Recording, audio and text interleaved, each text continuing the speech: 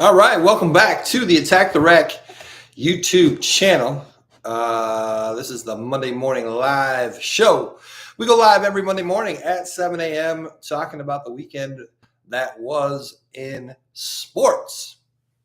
Guys, Ryan Kruitoff has been in real estate for over 20 years and can help you with all your real estate needs. Realtor Ryan has helped me in my journey into learning more about real estate and all the different streams of revenue that can come from it. And he can do the same for you. Whether you're looking to sell your home, buy a home, maybe get into the rental property business, ring Realtor Ryan.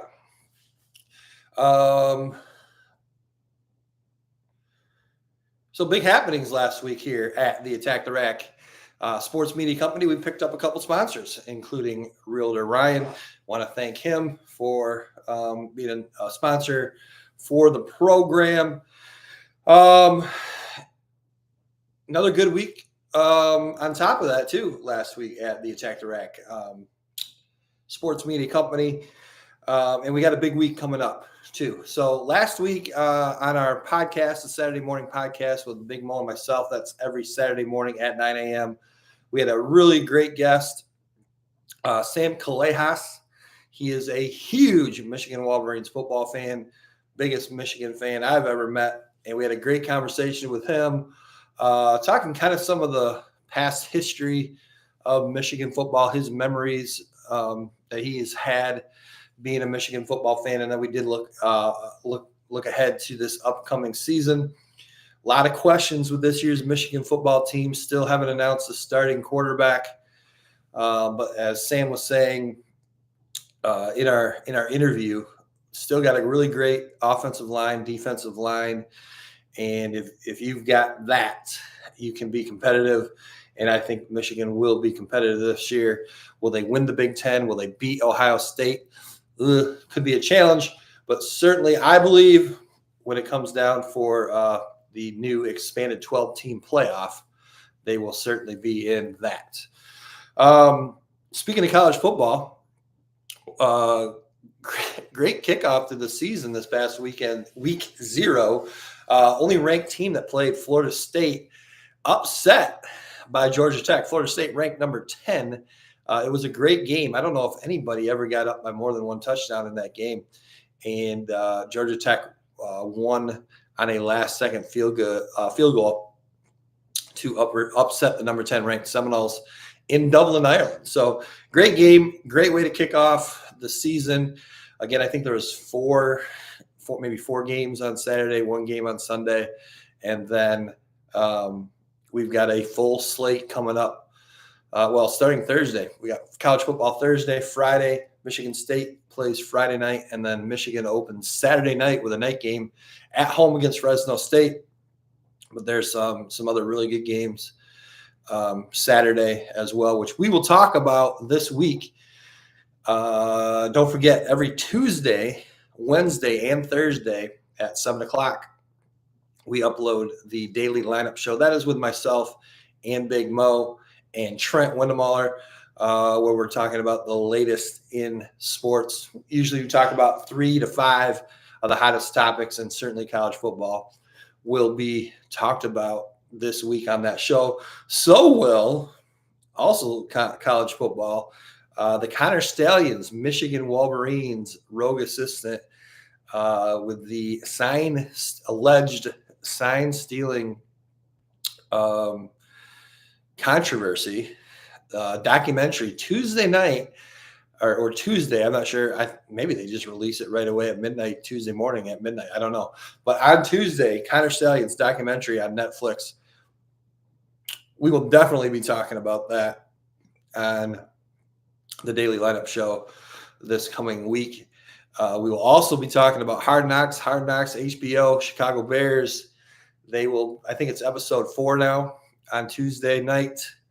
That will be talked about on Wednesday's show for sure. And if you haven't noticed, what I always do too with that segment where we talk about Hard Knocks on Wednesdays is I end up uploading that segment as a second separate video So we're got a recap video for each of the episodes of Hard Knocks with the Chicago Bears.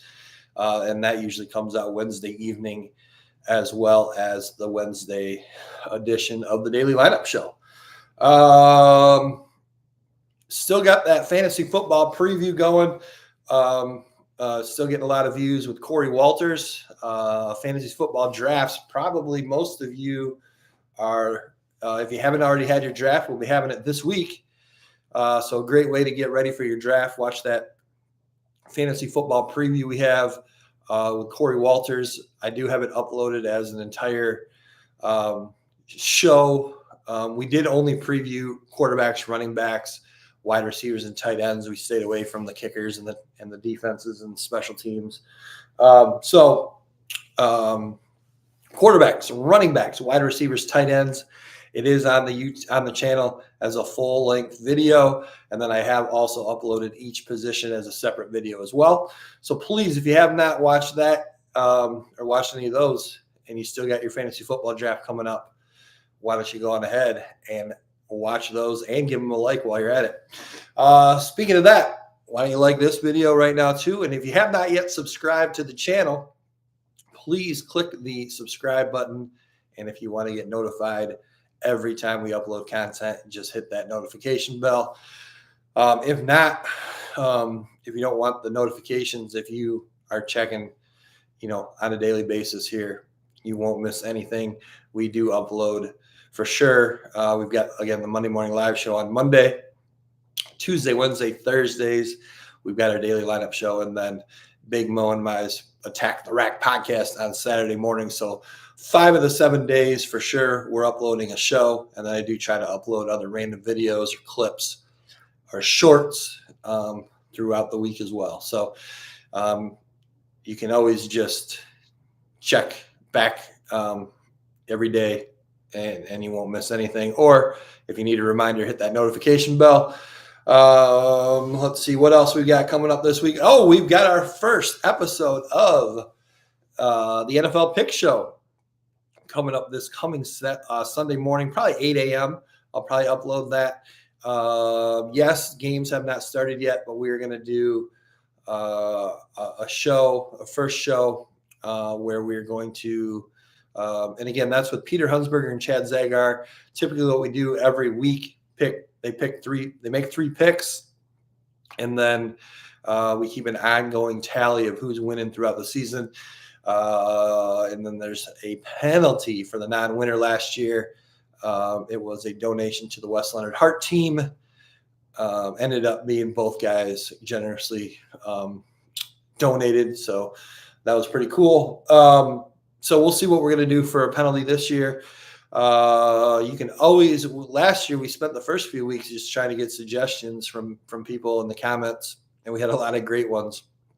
But when push came to shove, we thought, let's do a donation to a local charity here, which Attack the Rack personality, content creator Ryan Klingler is a huge part of. So we had a nice connection there and thought that would be a good way to donate some money from the non-winner of the NFL Pick Show. But anyway, this week what we're going to do, since the games haven't started yet, but we're ready to get going, what they're going to do is they're each going to pick the NFC champ, the AFC champ, and then the Super Bowl champ. We are also doing the prop bet Pete again, where Pete is going to give us 3 prop bets each and every week. That will be a separate video uploaded every Sunday morning as well. Nice, quick, and easy. He's going to hit you with 3 prop bets that he likes each week. I think that's it for recapping the week that was for the Attack the Rack Sports Media Company and taking a look ahead at what we've got coming up this week. As of now, I don't think we're going to do an interview for the podcast Saturday. We're not going to do that every Saturday. Big Mo and I like to have some of the episodes where it's just us just talking and seeing where it goes. And I think we're gonna do that for this Saturday's episode. So let's get into some of the sports from the weekend. We already talked about week 0 of the college football season. Caitlin Clark and the Indiana Fever, Saturday night, back in action. Before I get into that game, I'm not sure what's going on with the WNBA schedule maker. I'm not sure who makes that schedule or what their formula is, but at least the Fever they've had a really unique schedule this year. They first 2.5 weeks of the season, they played 11 games in 2.5 weeks, including 2 back-to-backs. And then all of a sudden they just had a 4-day break. And now they played last night, and going into that game, they had 5 days off. So I don't really understand the method to that madness. It doesn't make a whole lot of sense to me. Are they scheduling around? They know that Caitlin Clark's a huge draw, huge ratings. Are they scheduling around maybe other things that are going on even outside of the WNBA? Did they really want to throw her out there in the beginning of the season to try to get some traction? And that's why they had them playing almost every other night, like I said, including a couple back-to-backs. I don't know. It's really odd to me. It's hard to get into a groove, or when you're just getting into a groove, now all of a sudden you got 4 or 5 days off. It's really odd. It's really, really odd to me. But anyway, it is what it is. So Saturday night they played the Minnesota Lynx, who is one of the best teams in the league. The Fever did beat them already this season, but the Lynx was without their best player that night, Napisa Collier. And she played, she did play in this one, and wow, what a game she had, over 30 points. She was phenomenal. Slow start for the Fever. I think the Lynx, Lynx got up by 13 in that first half, and then the Fever came all the way back, and I think they might have even cut it to 1 by halftime. And then the second half was just kind of all Lynx. Ended up winning by 10. So the Fever took a 90-80 loss in that game. But again, for the most part, competitive, very competitive, again, with one of the best teams in the league. Caitlin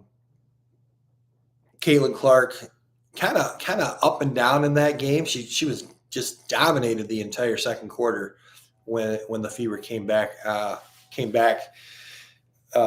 cut it to, like I said, I think it was 1 at halftime.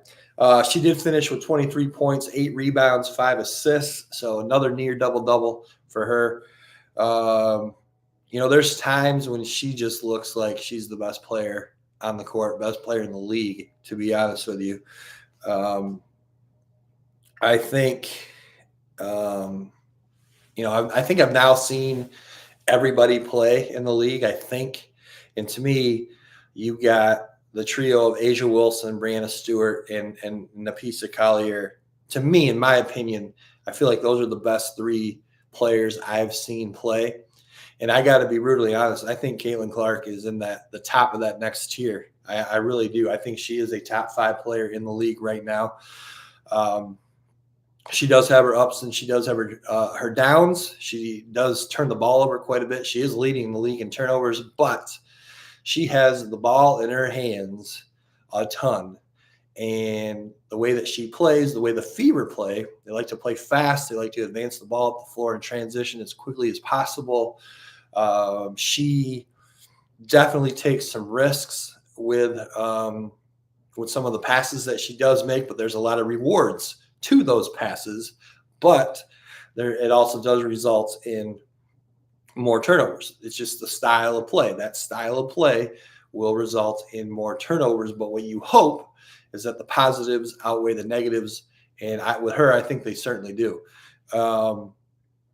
Also, she's had a lot of turnovers this season that really weren't even her fault, where she hit somebody right on the money in transition and they kind of fumble the ball and it goes out of bounds. Well, she's the one that gets credited for that turnover. So the turnover thing is a little bit misleading. But, it'd still be nice maybe if she can knock 1 or 2 less turnovers per game. But again, I honestly think she's right outside that top tier of Asia Wilson, Brianna Stewart, and Napisa Collier. I really, really, truly do. when you watch, take away any statistical stuff and just watch, use the eye test. The way she plays, so smooth. The passing, the shooting. She had, in my opinion, too. I mean, one knock on her, even at Iowa, was not a great defensive player. I think she's improved her defense. I think she struggled on the defensive end early on in the season, and a lot of that I think is effort. And I think she's realized, at this level, I do need to play some defense as well. And I think she has. I think she's getting better at that. So, I think, I would say Asia Wilson is the clear-cut MVP. She's averaging 27 and 12, and she's on a good team. But I think, you got to kind of look at, how do you define MVP, right? How do you define that? Everyone kind of looks at that maybe is a little bit differently. Does MVP mean the best player in the league, or does it mean what it says, most valuable player? So, and then you want to break that down. Well, what does that mean? Are you looking for the player who is most valuable to their team? Is it a team thing? Is it who's the most valuable to the league? I mean, obviously that would be Caitlin Clark. I don't really think you look at it as a league thing. I think, my opinion, what you do is you say, hey, who's the best player on the top echelon of teams, right? Who's the best player on that top echelon of teams? And I think it's probably, like most leagues, a regular season award. So you don't factor in the playoffs. For Caitlin Clark to even be in the discussion, though, for MVP, I do believe her team would need to be above 500. It looks like they will be locked in for the playoffs. Right now they do sit in the 7th out of 8 spots at 13 and 16. But I think they are a lock for the playoffs. But I think if she's going to be in consideration for MVP, which I think at this point, no matter what happens, Asia Wilson's just had too good of a season to not give her the award. But for Caitlin Clark to be in that conversation, I do think her team does need to be over 500. Now, why would Caitlin Clark be in that conversation? Well, again, it all depends on how do you define most valuable player. I don't believe there's a more valuable player to her team than Caitlin Clark with everything that she does, scoring, distributing, rebounding too. I mean, she's a great rebounder for a guard. You take her off that team and you're not left with, I mean, you still got some good players, Leah Boston and Kelsey Mitchell, but I don't think they're anywhere near a playoff team without Caitlin Clark. So in that regard, she measures up pretty valuable. Whereas if you take Asia Wilson off the Las Vegas Aces, they're still probably a playoff team. So again, it all depends on how you define it. Like I said, the way I would look at it is take that top echelon of teams, and then who's the best player on that team, and certainly right now that would be Asia Wilson. But again, for Caitlin Clark to even be in the conversation, I do think they're going to have to get up above